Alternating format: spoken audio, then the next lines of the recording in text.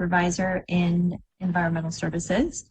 And I would like to thank everybody for being here today, our Planning Commission and County Board, and those people watching online. Today is our 7th and likely final ordinance review session. We've been meeting for the last 6 months on the last Monday of the month, typically to work through implementation of our comprehensive plan, which was completed last June. Tonight this afternoon rather, we're gonna talk about first recreational vehicle parks. Jennifer is gonna go through that, and then we're also going to revisit the topic of recreational vehicles. Our goal for today, and I'll do a roll call here quickly. Our goal for today is to review the proposed standards and provide a recommendation to the commissioners.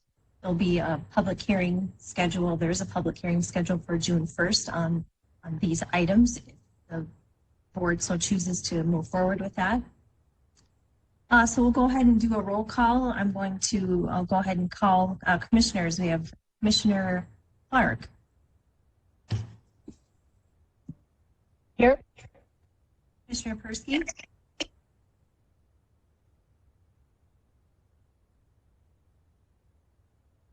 Saw Commissioner Persky a bit ago. We're gonna let him jump back on. I know he's here. Commissioner Mergen. Here. Commissioner Lensmeyer. And Commissioner Notch. Here. Okay, and we'll go through our Planning Commission members. Planning Commission member, District number 1. Jason Wienerman here. District 2.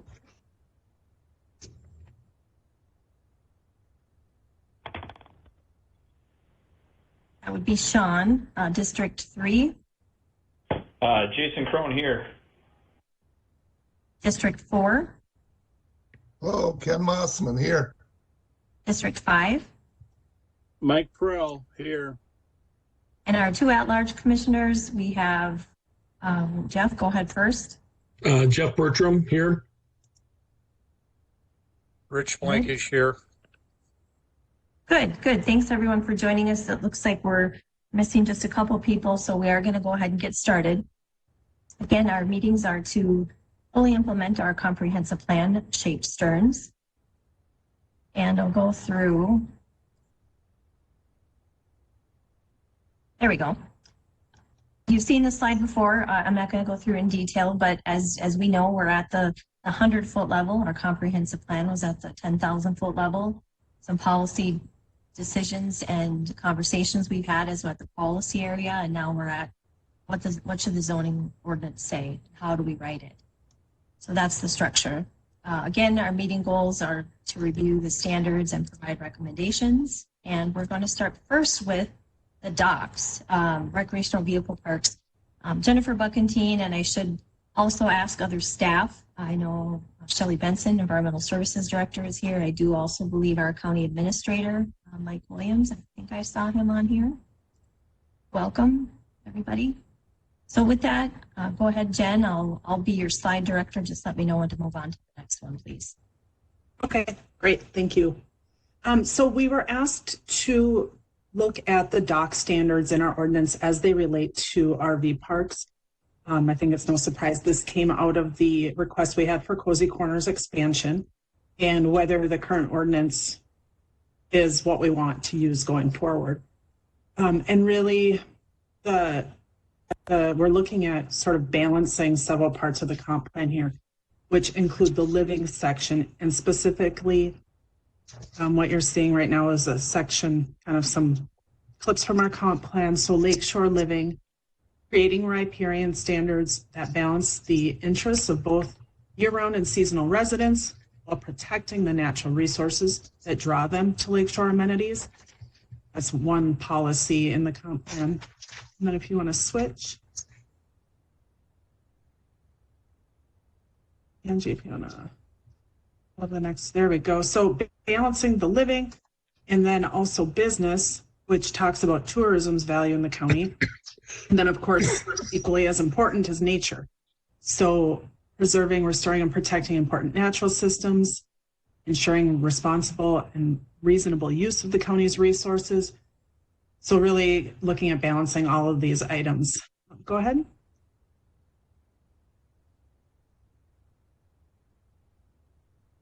All right, so the issue identification here was, we had this recent CUP application, concerns were expressed about the number of docks. The public hearing that we held, several public hearings were held, but they brought forth the development concerns and how that impacts the county's water bodies. Go ahead. All right, so what do we have currently in our ordinance right now? As you're aware, the ordinance allows continuous dock space at a density of 1 mooring space for each authorized dwelling unit or campsite. So Cozy Corners permitted for 250 sites. They could have 250 docks. This was adopted in 2007, and that was when we went through a process with several resorts in the county and the planning commission, some planning commission members, county board members. We looked at our resort standards, our residential and commercial PUD standards. And out of that, we adopted the state's alternative standards for resorts. And so that's where this language came from. And so we did receive DNR implementation flexibility to adopt that standard. And it wasn't just docks, it was related to the whole commercial PUD section.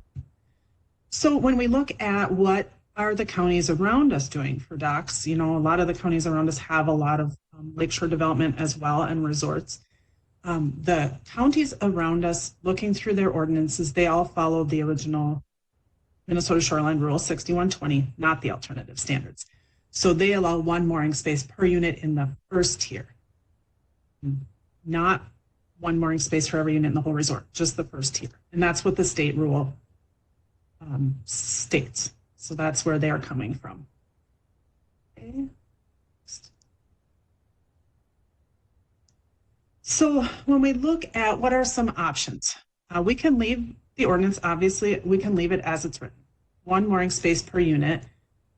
And in the example of Cozy Corners, the applicant came forward and said, okay, I'm fine just having 210 or 220, I can't remember, docks. So they sort of self-imposed the limit, but they didn't have to. So that's one thing to consider. Leave it as written.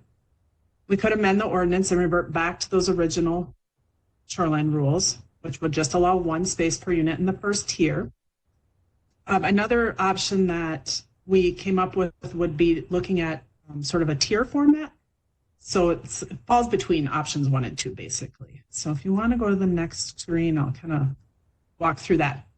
So the thought was to allow them to have 1 mooring space for each site in tier 1, and then 1 mooring space for every 2 sites in tier 2, 1 mooring space for every 3 sites in tier 3, and then basically 1 in 4 sites in tier 4 would get a mooring space. And then for the part of the campground that's outside shoreline, if that happens and you have some of the campground that's more than 1,000 feet from the lake, then that area would, like basically 1 in 5 sites could have a mooring space.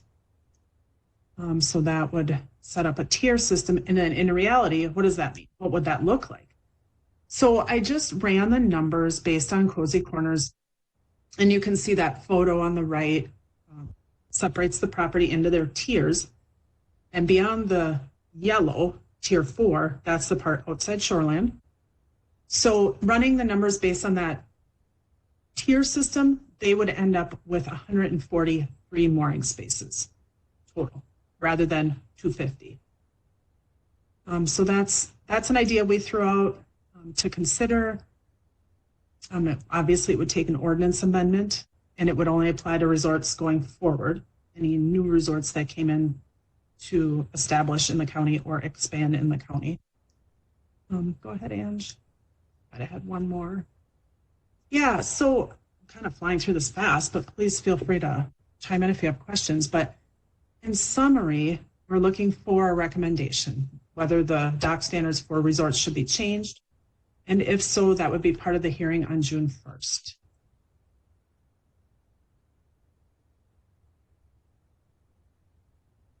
So Jennifer, Jeff Bertram, remind me, we went through this once before at this level, went to the county board, they got some input, decided to do another go at it here and potentially another public hearing.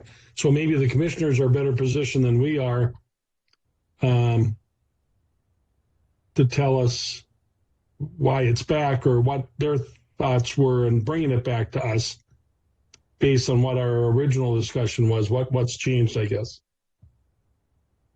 Well, the committee hasn't looked at docs related to RV parks yet. The committee did look at the RV stuff, which is the next item on the agenda, but we haven't looked at docs related to RV parks yet. This is a new topic for the committee. And you guys did hash out the RVs. How many RVs should a lot be allowed? And you're right, that was brought to the board and hasn't been fleshed out yet. But this is a new topic. Got it. I was confused, partially confused. So with the RV part, we talked about it. Well, I guess let me run the risk of saying what I think first. I think the tiered thing seems a little complicated to me. I mean, just let's allow what we're going to allow. It's going to take 5 more staff people to figure out what level, how many feet. Tape measures are going to be all over the place. I just think it'd be more simple to come up with a standard of saying this is what we will allow or won't allow, and then be consistent with that standard and not do a tiered thing. I guess that would be my gut reaction. And this Commissioner Notch, on the same line of thinking, I don't, if the chances of creating new resorts are probably pretty minimal. So, to jump into this complex of a setting, I don't know if it's warranted. The other thing to look at, this is my opinion, there's nothing right now, is there, that stops a residential or seasonal dwelling to have multiple items tied up to their dock, is there? So you can have a homeowner, lakeshore homeowner, has 2 wet jets, a pontoon, a speedboat, all tied up to their dock. So let's say that's 4 items. I don't see how you can do a separate definition then for a resort. Mm-hmm. If you allow one mooring per site, well, then does that mean a homeowner can only have 1 item too? I mean, I know we're talking 2 different things here, but I mean, in principle, the whole lake traffic and trying to protect the lake, I mean, I think it stands to reason that should be part of the equation too then, if we're going to do something like this. Sure, Commissioner Notch. Yep, that's a good point. The county zoning ordinance does not limit, you're right, what a private citizen can have. The DNR has some standards, maybe Angie knows a little more about them, but I don't know that they limit it either. And then also to Jeff's point, also a valid point about it being a little more, it's a higher level of complexity, certainly. But I will just point out, we do have to do the tier calculations anyway for any resort that's establishing or expanding. The tier calculations are required to just figure out what their density is. So that is going to be done irregardless. So I wanted to point that out. So this is Carol. Go ahead, Tara. No, go ahead. I'll go after you. You might answer my question. Okay, Angie Berg, just jumping in on, I forget if it was Jeff or Commissioner Notch who suggested that there may not be many places left for a resort, and I would just like to add that we actually have 2 current resorts looking at expanding, so these rules would affect their docking potential. And we have gotten a request on a lake in District 5 many times for a brand new RV park. So I would just say, again, we're not advocating for change, but if you feel like a change should be made, I don't think you would be too late in doing that based on what we're hearing and seeing at our department. That I think answered my questions, but I'll just to clarify, if one of our current larger ones came to us with an expansion request, the grandparenting part that happened is about their current, not an expansion. And so if we modified the ordinance, they would have to comply with it, at least as it relates to the expansion, or describe to us what would happen. Because I could see, I agreeing largely with what both Jeff and Steve said, given the amount of resident understandable consternation about the potential of just docks lining that whole land, something like this could be useful when, at least in determining perhaps how many would really get used. And I don't think that changes what you said, Steve. I mean, I think part of it is just how many more docks. People could frankly tie up more than one thing on a dock anyways. But so it would seem like for the larger ones, this might be useful. Right. Jason Crone, Go ahead. go ahead, Jen. You can respond to that. Sorry. That's okay. I was just going to actually toss it over to Angie to respond to the question that Commissioner Clark had about the new standards. Would they apply just to the expansion or to the entire resort? My thought is just the expansion, but I'll let Angie chime in. Yeah, I'm hoping Jen and Shelley and I are all channeling our same energy on some of this for responses, but I agree that what we would do is we would evaluate the existing and then look at what they're proposing, and we would have to present both options. But right, they wouldn't, if let's say, for example, sorry to keep using cozy corners, but it's fresh in our heads, if George came in for another expansion in the future, it wouldn't be retro on his expansion that he's already gotten. It would just be for that expanded area. So quick follow-up then, and sorry, hopefully Jason Crone, you're okay with me just doing a quick follow-up then. Kind of going back to Steve's statement and maybe Jeff's, so I could certainly see where this could be useful if a new larger one was proposed. And especially when we think about some the chain of lakes and just how much traffic around there. I get that for some people that might give them some comfort. But would it be very useful on an expansion, again, using cozy corner or not then? I can try. Hopefully Jen can agree, or if not, certainly disagree. I think that would it be useful? It would have been, if the goal is to limit the number of mooring spaces for an expansion, it would have been useful to have this in place. If the Planning Commission and the board are comfortable with one mooring space per unit allowed in the entire resort, then no change would be warranted. I guess I was asking a slightly different question. Should they come back again, would it be useful? And I think you're saying probably. It would be useful if you're looking at limiting further their mooring spaces. Okay, thank you. Jason, all yours. No worries. Like usual, I'll probably throw a curveball, a little bit different way of looking at it. I guess right now, I'm leaning towards not making any changes to what's currently there. If we were going to change, I would want to really think about what are the reasons we're changing for. There's feedback on the cozy corners. I know we are using that as an example about all the dock space, and it is a very large dock section there. But what are the issues with that? So if we were going to talk about it environmentally, is it a habitat issue? Well, it's really not a lot different than if a tree falls in the water, there's structure. I mean, to a bluegill, a dock or a tree serve about the same purpose. It's structure, right? And I'm a fisherman, if anyone that doesn't know that. I spend a lot of time on the water. So, I mean, environmentally, there's one thing.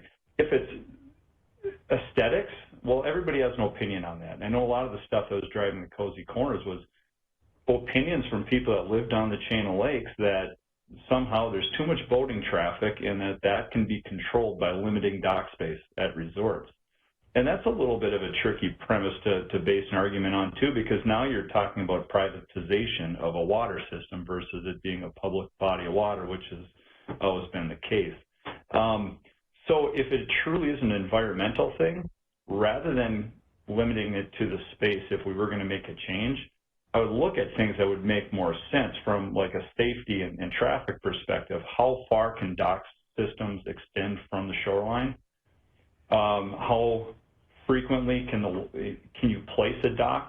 Obviously, you're either going to have to go a long ways out with a dock to accommodate that many slips, or you'll have to create more walkways to get there. And if we're going to make a change, I'd rather have it focused on those kind of things that to me would actually make a greater impact to the functionality and maybe the environment. But sorry, curveball, just a couple of thoughts. At the end of the day, I'd probably just leave it as is. And if I could just chime in there real quick, Jason, you bring up some very good points. And one of the things that the ordinance does speak to is that shoreline recreational facilities, including docks, shall be clustered, and evaluation of the suitability shall include considering the land slope, the water depth, the aquatic and shoreline vegetation, soils, depth to groundwater and bedrock, and other relevant factors. So we do have a bit of a standard in there to address that. And, you know, our hope when we send these to the DNR for review is that they would also give us feedback on those factors, such as this part of their property is not ideal because we know this is a great spawning area, or the water's not deep enough, or whatever. And so that's what we look to for the DNR for comments on as well. We didn't quite get that in this application for Cozy Corners, but going forward, I'm more hopeful we will. Jennifer, Commissioner Persky here. I would agree with Jason. I think leaving it as is probably makes the most sense for a couple of reasons. I think limiting it could very well depend on the uniqueness of the place that, you know, you're having the mooring docks go in. I mean, if it's on a narrow channel, you obviously wouldn't want to limit it there. If it's close to a lot of small cabins with small parcels, you'd want to limit it there. However, if it was on a shoreline that is not very well developed and it's marshy and not, you know, actually developable property on the shoreline, that might give it an opportunity to have a few more spaces in those areas. I have a question, though. We're talking about the number of mooring spaces per unit on the parcel. However, are there restrictions at the RV parks for the number of mooring spaces that someone can have? So, for example, if they have 200 units, does that mean he has 200 mooring spaces available in which one party could actually have 3 and another party could have none? Or are each individual resident limited to 1 space? Do we know if that's a policy within the parks? Yeah, Commissioner Persky, great question. That would be basically really how the individual park manages their docks. So the zoning ordinance would allow 1 space per unit, but we don't get into the details of each unit can only have 1 space and no more than 1 space. So I guess that would get into their individual management. And is perhaps rather than going to the tiered system, perhaps if we wanted to be more restrictive, if we would allow it that, or have it so that each unit would be allowed to have a mooring space, that would be fine. But that does not then prevent someone that has another watercraft going to the public access and dropping that in or changing it up. So if they've got a speedboat, you know, they can put the speedboat in there. Okay, if they want to have the pontoon in there, they can have the pontoon in there. If they want to actually do jet skis, they can run over to the public access, do the jet skis, and, you know, put them back on the trailer and bring them back to the campsite.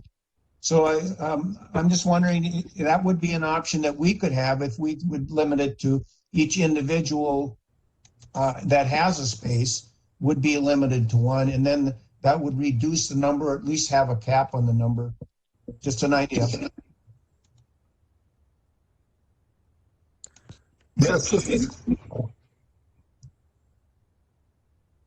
Well, I was just going to go off of Joe's and say, but if I have a site and you have a site, but you have a pontoon and a boat, and I tell you, you can put your pontoon where my site is, I mean, I don't think we want to get into micromanaging whose units are parked in whose mooring spot.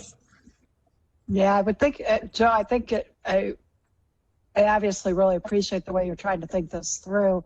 I think it'd be very hard to enforce too.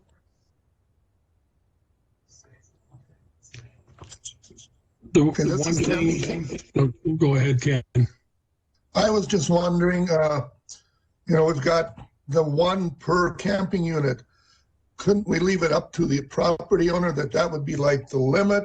Because financially, he isn't going to want to have any more than he needs to because it costs money. And what are the odds that every person who has a spot is going to be there all the same day? That if there's 240 spots, are they ever getting over 200 of the people there at one point in time? And, the owner of the campground has to know a little bit. He isn't going to want to put 300 spots there just because, so I have them so people can, like you say, bring 2 or 3 different things. Wouldn't that be kind of financially not very good for him? He should let him decide a little bit, but not more than 1 per unit. That's my question.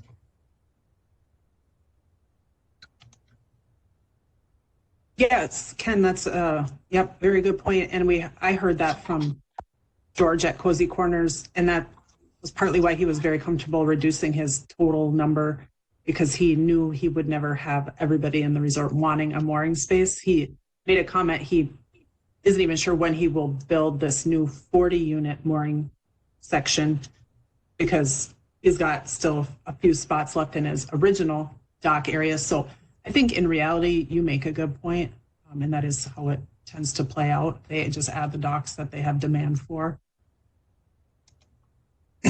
Hi, this is Sean. I kind of like the idea actually of the tiered approach, and because it limits the docks, we're talking about an awful lot of traffic, an awful lot of people in and out of that lake, and you have to have landings, you have to have parking spots and all these things, and to dedicate a spot per a dock slip per camping spot, resort spot is kind of ludicrous. There's a whole lot more land available than there is water, and for looking at trying to make space for all of these facilities, all of these slips, and all of these people in and out there. We want to help preserve the lake and the shoreline, and so if you do something that's tiered, it's, well, there's only so many available per level.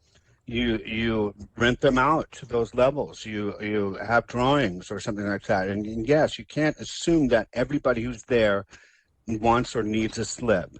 And that just kind of puts it to a level that's just kind of astronomical. And we have to look at this as different. This is like a commercial area, as opposed to when you're talking about a house and how you limit or not how many dock spaces are on a house. Jen, this is Jason Wienerman. I actually kind of take a different tack from Sean. I was originally leaning towards the tier, but when Joe started talking about accesses, one thing I thought about is if we do start reducing tiers, we might start pushing more conflict to the access points, where people who might come in on a Wednesday and put their boat in and have their boat at their shoreline, at their dock all week, would now have to take it in and out every day. And you might see more pressure on the access, which could create more conflict and add a potential danger situation. Which is why I think, 250 is a lot of sites. I think the resort owners are going to understand what their capacity, their real capacity is. And I just wonder if we do the tier system, if we might be pushing more conflict onto access points when we could minimize it by allowing for the owner understanding capacity of the site.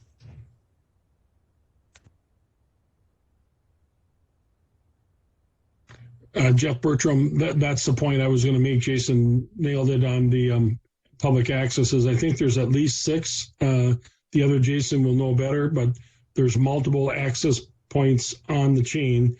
And if people have a boat or any other recreational vehicle, they're going to get on the water. And I think this is kind of being used to limit that.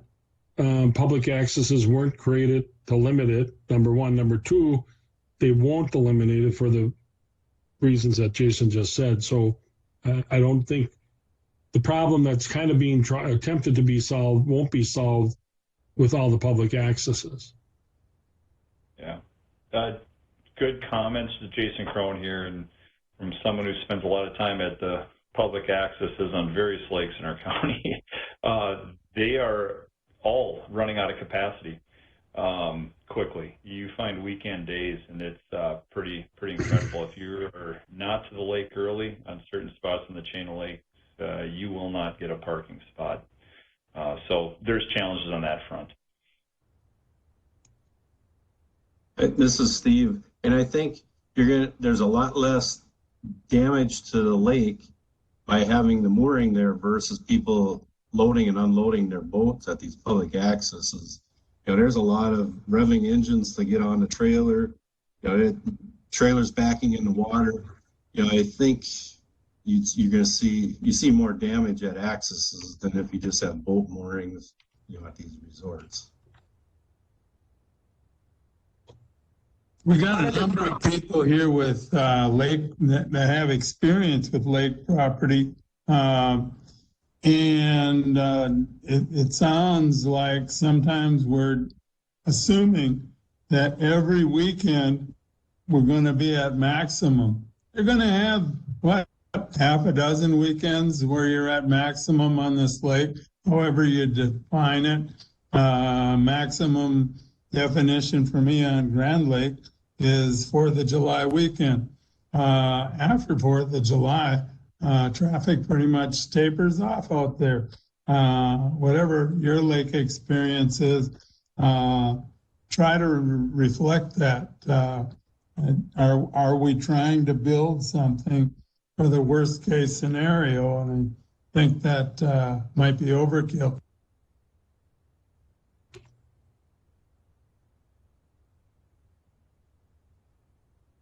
Great. I think a lot of really good points were made. The topic's been definitely thought through, and it sounds like the consensus, there's a couple who thought the tiers might be a good approach, but overall it sounds like the consensus is to stick with what we have. Do you have any other thoughts, Angie?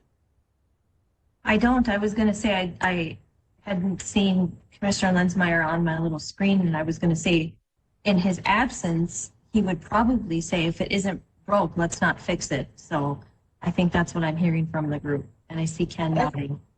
Yeah, actually, one other thought I have is, and it's not quite Jason Crone maybe throwing it for a loop, but it seems like this is an attempt to, in some ways, if Cozy or others were communicating with their neighbors and letting them know what was going on, there'd probably be less consternation.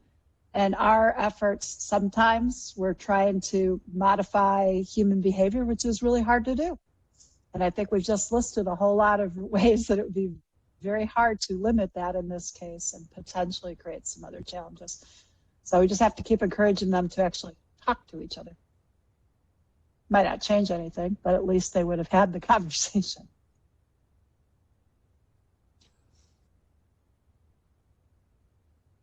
Jennifer, one last question here I got is that I don't even know, does Cozy have their own boat ramp? So are people using the public access to put their boats in, or does George actually have a ramp or two there for people to use? Yeah, he does have a ramp there. Yep, so Okay. they use that one. So on the busy times, it's a matter maybe of just waiting it out till there's an open spot.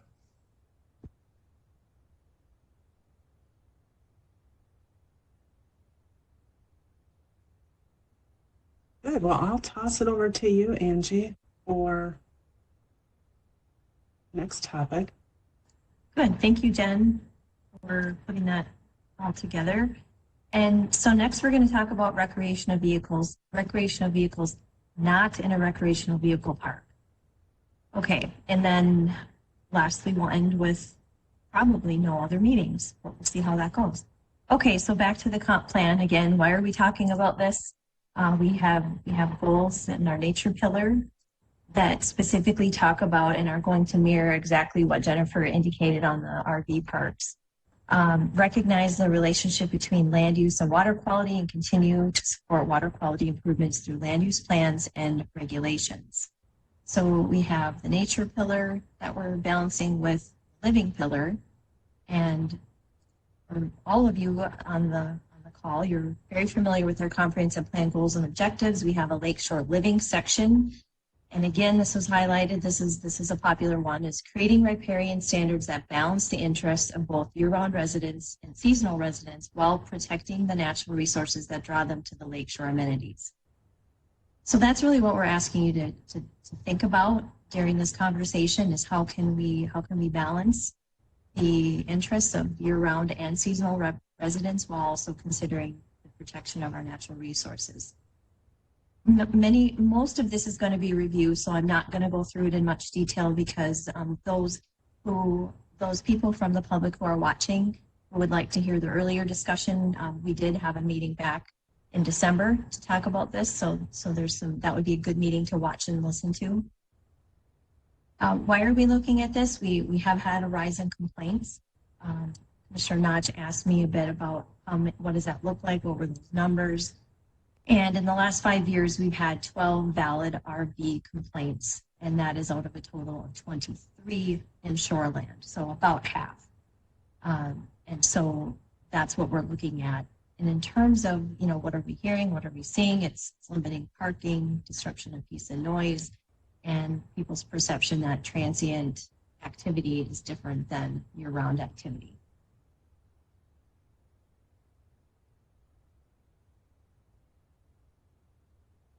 So by way of background, again, we did talk to this group about this conversation we had in December of 2020. A public hearing was held on February of this year. The county board heard from many people who called in, received lots of written correspondence, all of which has been forwarded as part of the packet for this afternoon's agenda. So that brings us to today. We're going to dialogue again about it today, and the county board has scheduled a public hearing for June 1st on this topic.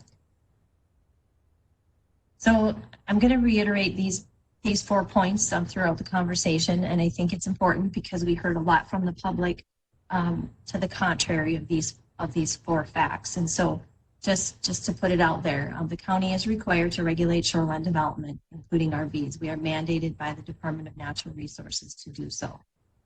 The current ordinance, so the ordinance that is in effect, is more restrictive than what is being proposed. Thirdly, enforcement had occurred for decades on this issue until 2018 when it was paused for the county to complete its comprehensive plan, which we've done, and relook at this issue. And lastly, nonconformities are regulated by Minnesota statute. The county follows the statute, but nonconformities that are not legal nonconformities cannot be grandfathered in. That would go back to 1972. So I can assure you that none of the complaints and violations that we've had are grandfathering in legal nonconforming use. That's not the case.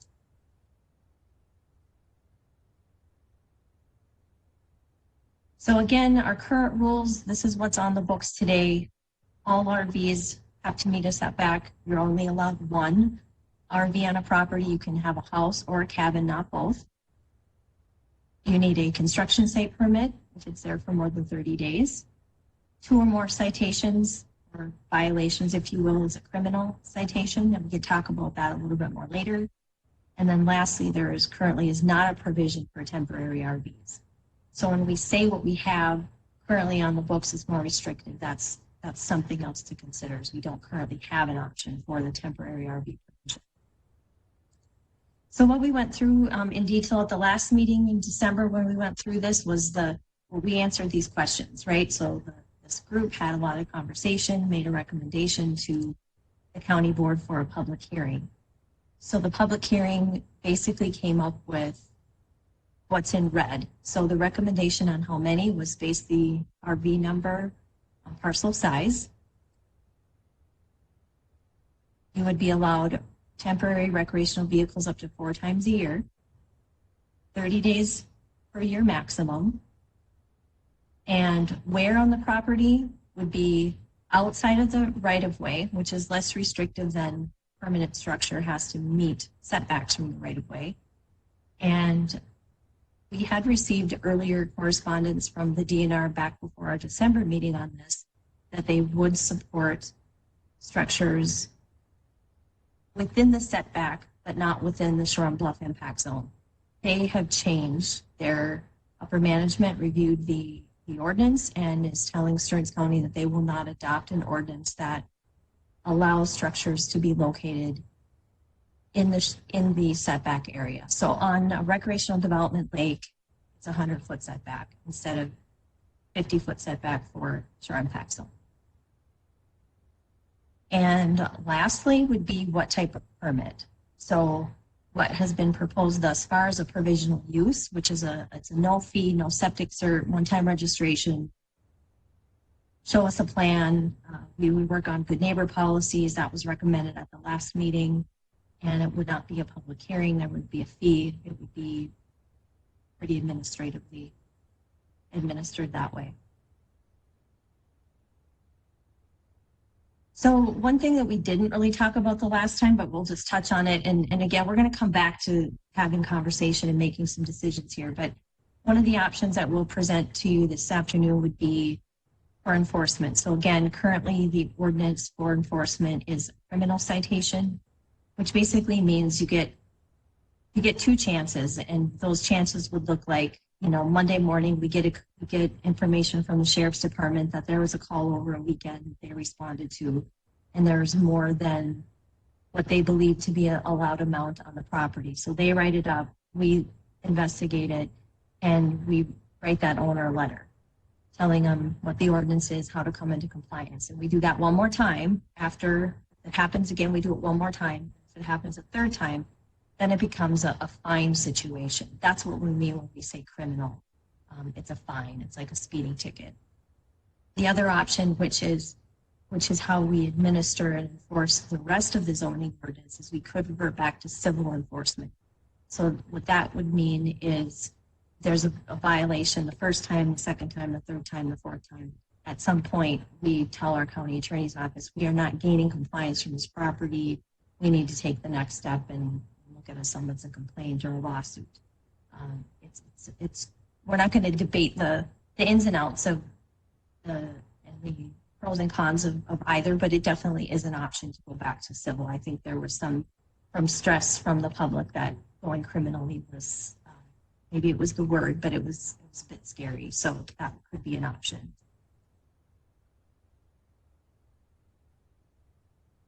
Again, DNR's recommendations, the county is not highly regulated by various agencies except for shoreland and feedlots. To be honest, much of the rest of the zoning ordinance can be decided on by the county commissioners and recommended by the planning commission. But shoreland is different. Shoreland is mandated by the state, so they get to have their final say. I would offer, and it was included in your packet, that the original DNR comments they were suggesting that native buffers be installed on all of these properties that were seeking extra RVs, that there be screening trees planted. They also suggested that we follow the PUD, planning and development standards, which honestly would not work on very few properties in Stearns County because you need a minimum of 3 acres. So, you know, upon explaining those situations to the DNR, I do believe that we've met their recommendation.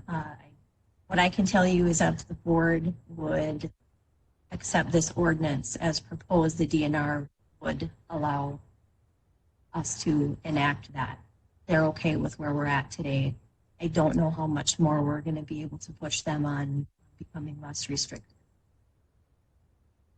So Angie, Jason Crone, a question on that. based on what they've given for a recommendation, let's say I have a property and my house was built prior to the 100-foot setback. So my house has a 75-foot setback, and I wanted to have a friend stay for the weekend, pull their recreational vehicle into the driveway, which is on the opposite side of the structure, but within 100 feet. That would not be allowed based on the DNR's interpretation, correct? That's correct. Okay, just wanted to make sure I understood it. Thank you. I'll pause before I move on to the next slide, which will be a quick county comparison.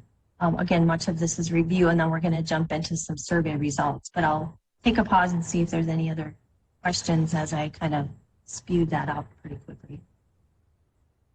Angie, Commissioner Persky, and I had the same thought that Jason Crone did, and that would be as if it is less than 100 feet, and some of the uniqueness of some of the small lots, I would have no trouble as long as it doesn't go in front of the residents, that it would be there. But are you saying that the state would not allow us to have it placed there in front of the or behind the structure, even if it was less than 100 feet? Commissioner Persky and Jason, so on that issue, what we could propose would be back to the DNR, right, at some point before the June 1st public hearing would be, would they allow for us to apply the building line? The building line provisions are in state rule, and it is something that the county does look at when new structures are built. So perhaps in the situation, Jason, that you're saying, if we could ask the DNR if they would accept applying the building line in those situations. Or perhaps the example the example that Jason gave as well would be if it's on the non-lake side of the house or the structure, or if it's on the driveway. I think I'm understanding the idea, the question. It's certainly something I would ask them. If I can ask, who's the enforcer on this? If Jason's got a camper parked in his driveway, is somebody driving around gonna give a ticket? I mean, is it DNR the enforcer? So Commissioner Notch, the county is required to enforce the DNR shoreland rules. And so we've adopted them into the county ordinance as required to by the state. So the county is responsible for administration and enforcement. So, and as we said at the last meeting, and I'll say it again now and probably later, a common mechanism for zoning enforcement is complaint-based. Stearns County does not have unlimited staff to be driving around our 1,000 lakes all summer long and giving out citations. That's not the intent. The intent would be to respond to complaints and help people comply with the ordinance.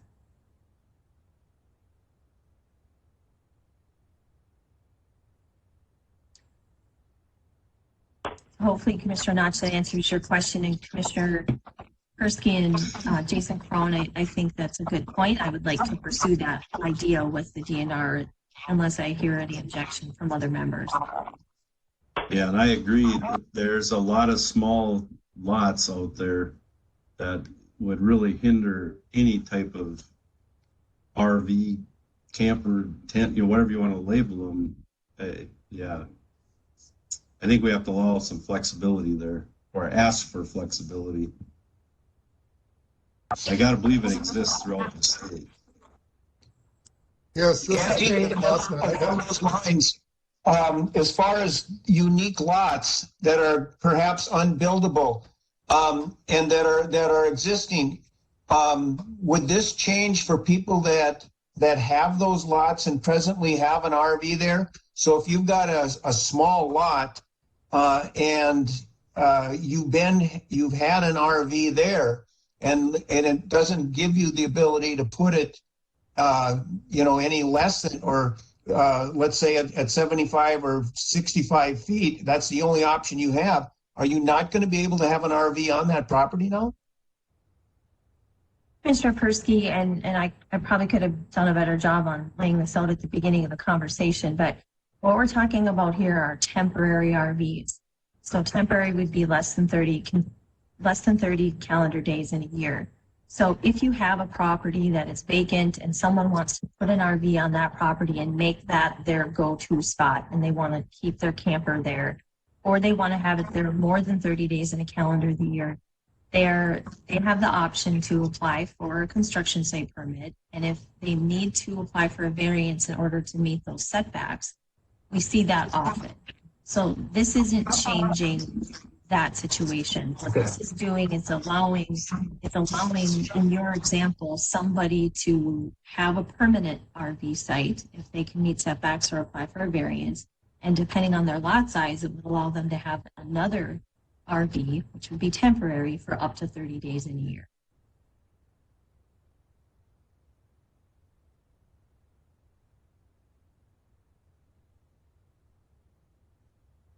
Okay, so I'm going to just quick, as you've probably seen on the screen for the last few minutes that we've been having a conversation, there are adjacent counties next to us that do have similar provisions.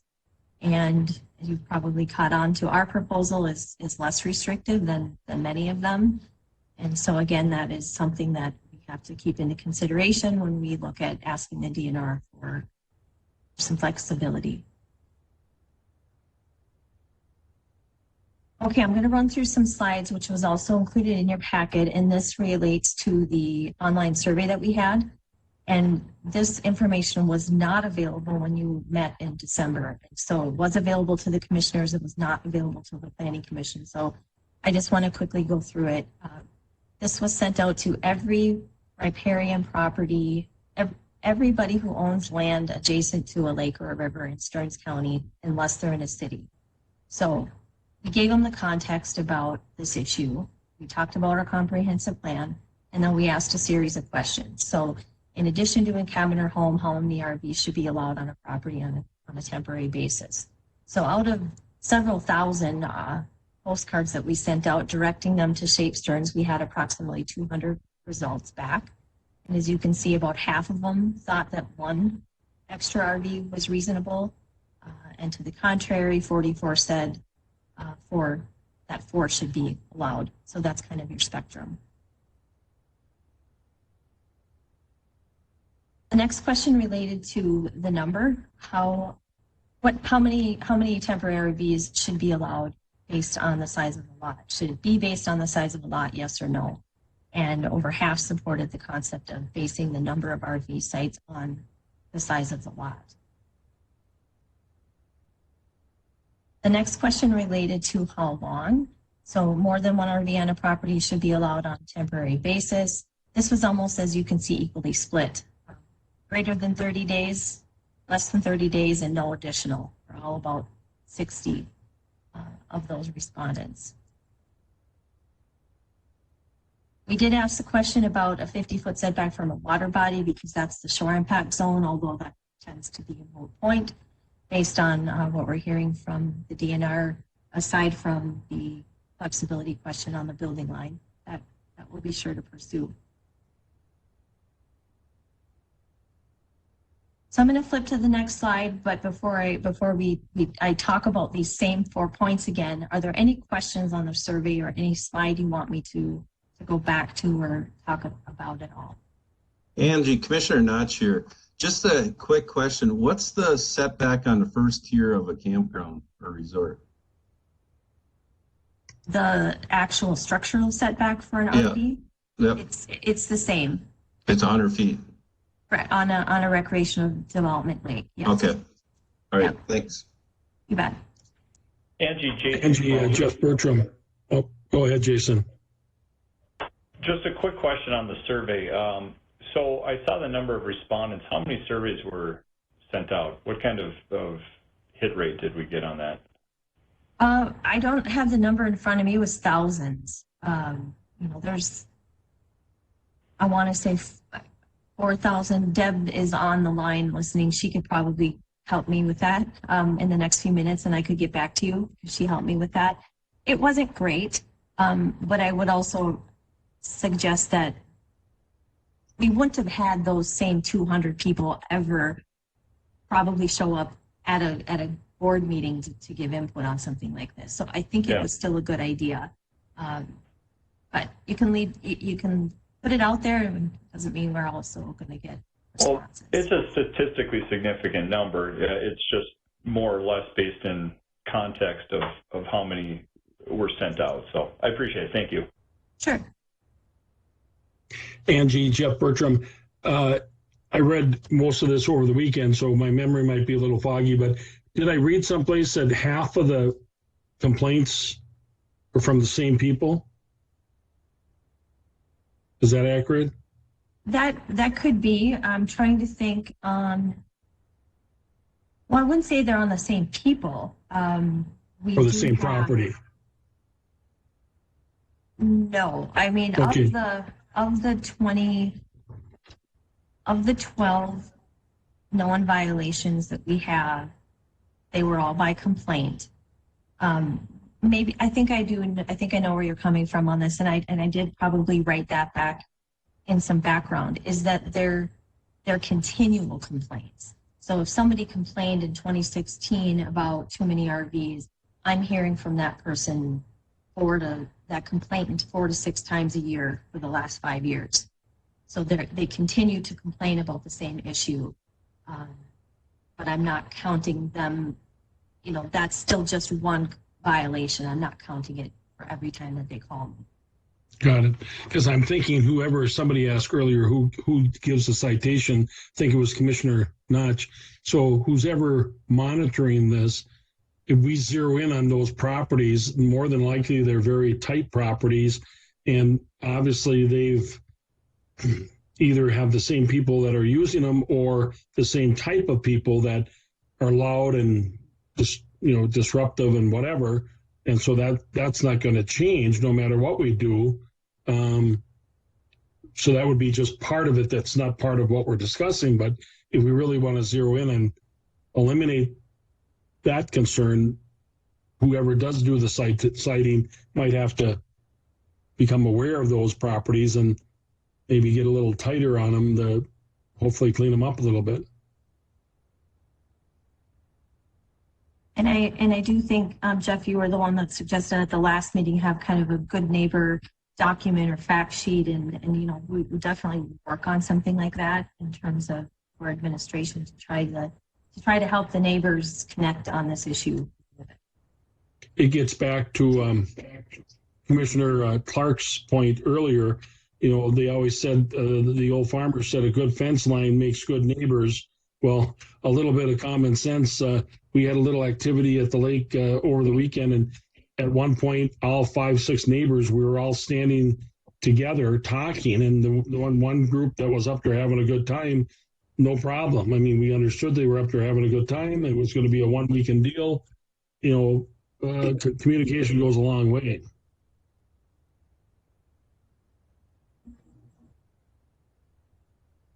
So I'm going to thank Deb for listening in on and being so attentive.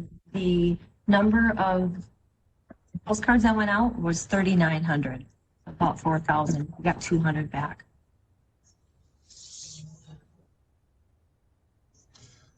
Yes, Angie, this is Ken Mossman. I'd have to agree with Jeff. The people at the lakes, they live so close together that they need to speak to each other a little bit. And if we've got 12 complaints over the number of years that you're talking, I really think that's pretty good. I think if you go to any small town or whatever, there's that many complaints that neighbors complain about other neighbors doing this or that or whatever, and they're not living almost on top of each other on a spot where they have 100 by a 200-foot little place, and all at once they got a lot of people trying to enjoy themselves. I agree with Jeff. We need to have more common sense on the lakes, and we're always going to have these few people that want to kind of infringe on everybody else's fun, and we're never going to get rid of those. And I don't agree with having big parties every weekend, but so thank you. Well, and I was thinking I managed to stop my video instead of unmuting myself. before, but thinking about Jason Crone, yep, this was a statistically significant, a good number. And in addition, this kind of goes back to what both Ken and Jeff Bertram were saying, is there's a lot of people that probably haven't had any issues, or they might not have neighbors that do this, or if they do it, it's not impeding. What we certainly haven't heard at our public hearing was some neighbors for whom having something clear that maybe gives a little more flexibility might help with their disputes between themselves. I mean, I really wish they were talking to each other, but it was pretty clear that there's at least a few ongoing challenges, and this might not make either side feel good, but it would give a little bit more flexibility to those who'd like to have somebody on there where the neighbor is also able to say you can't have 7 or 8. I know that violates a whole lot of things, but you know what I mean. Human nature is human nature. The complaint is not always the same as the underlying issue. So doesn't mean everybody out there is a saint or a sinner, but human nature is human nature. That is true. And certainly I think we're all in agreement we should definitely have that good neighbor encouragement going out there, because people do need to talk to each other. One last issue I'd just like to make sure that we're aware for the record is we do receive hundreds of complaints every year. I would say, I don't have the numbers in front of me. Most of them are complainants from nearby, right? That's not a surprise. The 12 that we have received since 2016 relate solely to RVs, just so it's clear. And you all may think that that's still not a lot, but I just wanted to make sure that, for the record, we get hundreds of complaints a year, and last year was probably the most we've gotten in 20 years. So, okay, so we're going to move on to, again, what does our comprehensive plan say? I'm not going to read it again. You know what it says. If we don't change anything, the number is going to be 1. 1 RV, temporary or permanent, needs a permit. That's what's allowed. This is what the proposal for the June 1st public hearing would look like. It would be, again, the RV numbers based on the parcel size, not to exceed 4 times a year, 30 days per year maximum. Meeting setbacks except for the road. It just can't be in the right of way, and it would be the provisional use.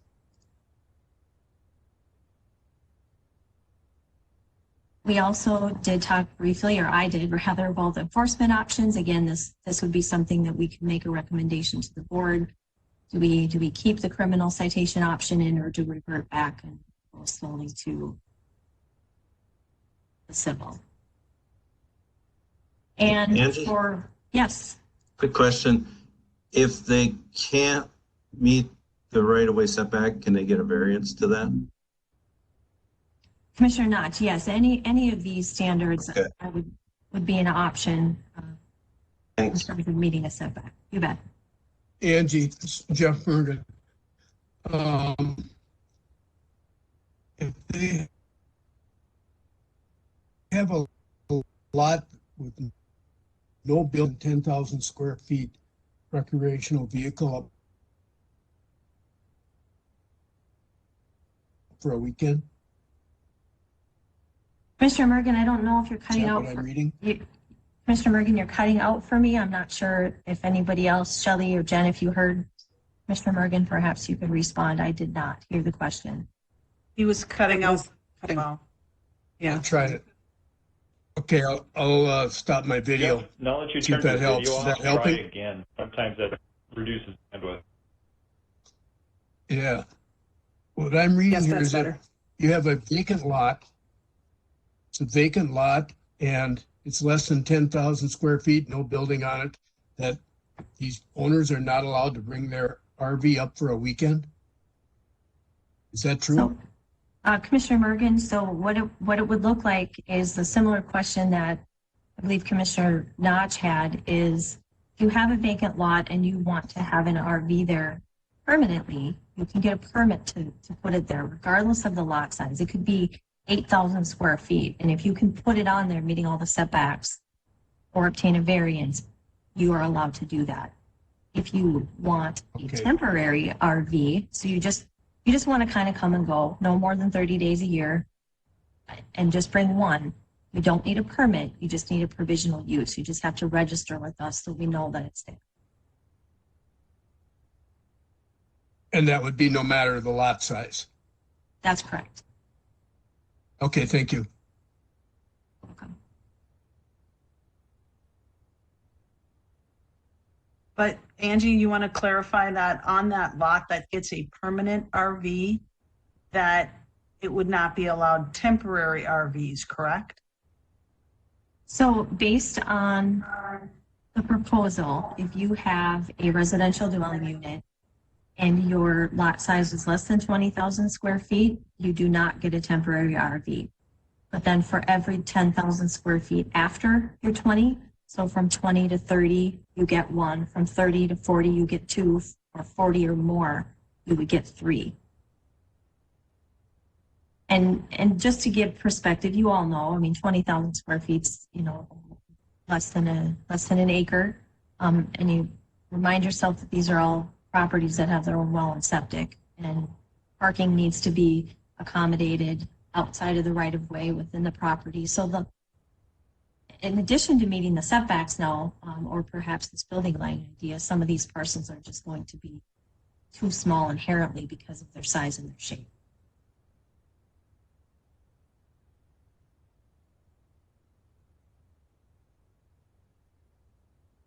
So recommendation, and we can definitely have some more discussion and see if there's anything else we're missing or anything else you would like us to ask the DNR. But our recommendation at this point is to hold the public hearing on June 1st. We would encourage the group and the board to consider changing the enforcement from criminal to civil. Delay enforcement until 2022 to allow compliance and to allow families to come up with a plan. Accept DNR's approval, which we're required to do. And we would ask that the board consider adopting the ordinance this year to allow property owners to apply for this. We do have some people who want to kind of put this to rest and meet the ordinance. And so for those that want to comply this year, we would promote that.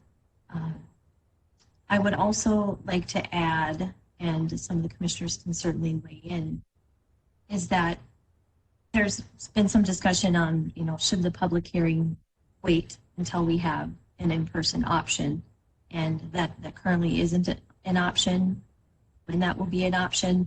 But as Commissioner Clark pointed out, our current option for virtually attending a public hearing is greater than what our prior option was. Our prior option was you write a letter or you attend in person. We do allow for phone-in, video, written correspondence is also and always will be an option. And those three options are all equally weighed. One is not weighed more heavily than another. And we do test the connection with everybody first. Deb Heim does a great job at that. So if somebody's concerned or fearful about the technology, we work through that with them as many times as we need to make sure that they're comfortable being able to verbally testify.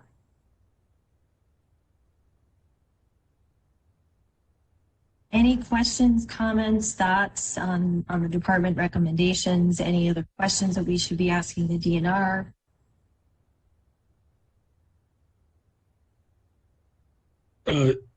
Angie, Jeff Bertram, on the DNR approval, is that going to be delayed? Because obviously we've all heard the major delays in other activities within the department. Is that going to be something that's going to be delayed, or is that going to be timely if they have to do the approval?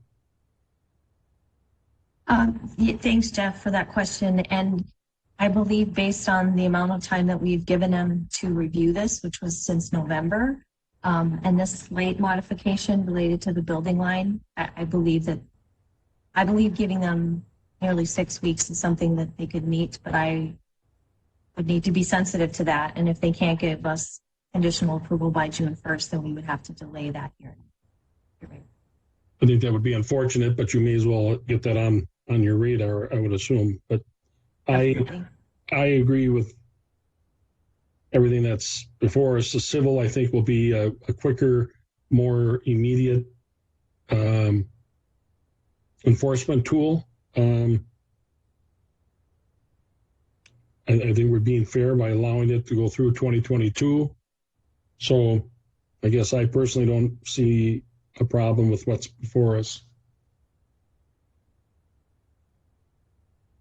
Yeah, as Commissioner Notch, I think what my light bulb turned on partways through this, that if you could put a structure on a lot, even if it had nothing, my thought was always that if you had a small lake lot, basically we were saying you couldn't, put an RV on there. But yeah, my light bulb came on. You can put one RV on your lot.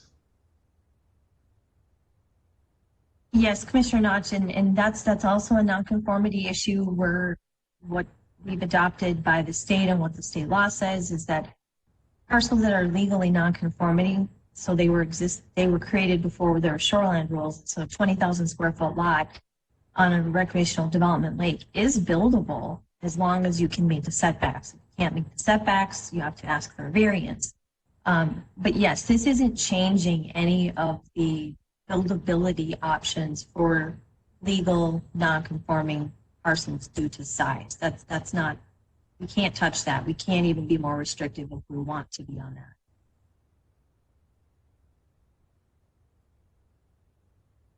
Angie, Jason Crone, I like the recommendations that you guys have here. And it would be cool to check with the DNR. I get the spirit of their setbacks. It totally makes sense. We just don't want common sense to be lost in their best intentions with that. I appreciate that. I'm glad that was brought up today. I think it's a valid concern that I can raise to the DNR.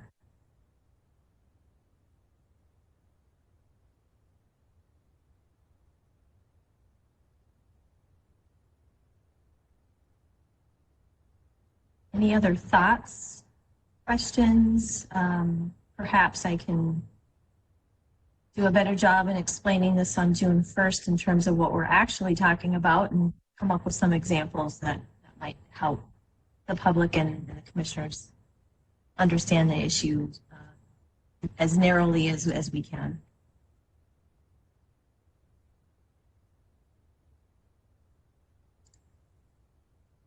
So with that, unless anyone's trying to jump in and I missed you, we don't have any further meetings scheduled. And what that doesn't mean is it doesn't mean that we're going to stop listening to people.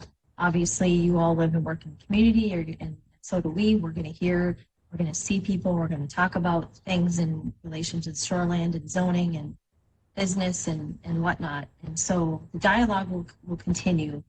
What it means for no meeting scheduled at this time is for this joint group to implement our priorities for our comprehensive plan. So ordinance amendments are still going to come, hopefully not for a little while, just to give you all a break. But we have no meetings of this group scheduled to talk about any of the shapes, turns, implementation steps.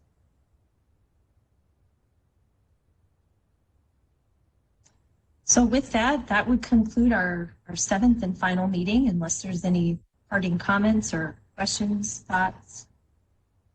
Thank you, folks. Appreciate your help.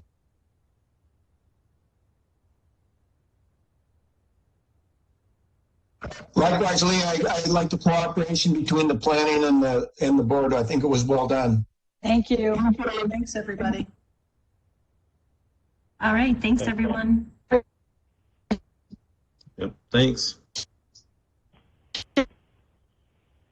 Thank you all. It was a pleasure.